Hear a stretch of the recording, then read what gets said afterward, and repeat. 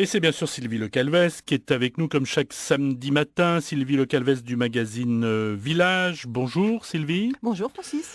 Nous allons dans l'Orne ce matin pour une initiative rurale, là encore, et pour rencontrer un joaillier qui a créé sa propre activité. Nous sommes à Lacarneille, c'est cela. À Lacarneille, un village du Bocage-Ornay, à l'ouest du département de l'Orne, un village de moins de 600 habitants. Effectivement, il y a un créateur joaillier. C'est-à-dire quelqu'un qui fabrique sur mesure des bijoux haut de gamme, des bijoux avec une valeur à la fois par les matériaux utilisés et puis souvent une valeur sentimentale, qui crée des bijoux pour des personnes qui ont retrouvé la bague de leur grand-mère, une photo de la bague de leur grand-mère et qui se disent vraiment je tiendrais beaucoup à avoir la même. Donc évidemment si on la fait pas sur mesure on peut pas. Ou qui ont un objet qui leur tenait particulièrement à cœur et qui veulent le même objet en pendentif sous forme de bijoux. Donc ils créent sur mesure en lien avec la personne qui vient de toute la France ces bijoux sur mesure. Alors ce qui est intéressant, c'est que ça n'est pas son premier métier, c'est une reconversion.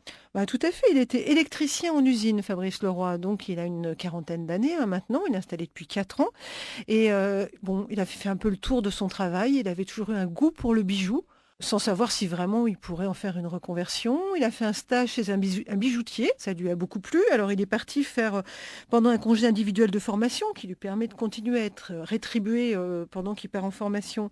Il a fait l'Institut de la bijouterie à Saumur, puis l'école de bijouterie-joaillerie rue du Louvre, et puis ensuite la fameuse école Boulle à Paris.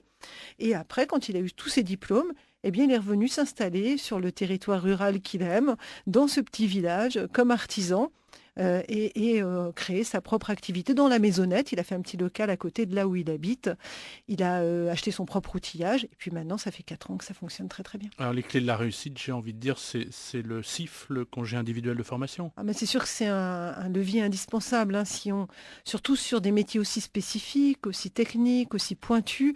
Si on n'a pas le temps d'une formation longue et les moyens de la faire, on reste avec son rêve, quoi. On se dit je vais continuer comme ça, je serai électricien jusqu'à la retraite, alors qu'il y a des tas de possibilités de rebondir et ça permet, par exemple, en cas de crise, on le voit bien dans l'automobile, par exemple, eh bien il y a une partie des salariés qui peuvent tout à fait imaginer une reconversion sur des domaines qui les intéressent et tenter via cette formation, après pourquoi pas d'être à leur compte et de faire le métier de leur rêve. Le joaillier de la Carneille dans l'Orne. Un article à retrouver dans le numéro 122 du magazine Village. Merci Sylvie Le Calvez, à la semaine prochaine. Merci Francis, à la semaine prochaine.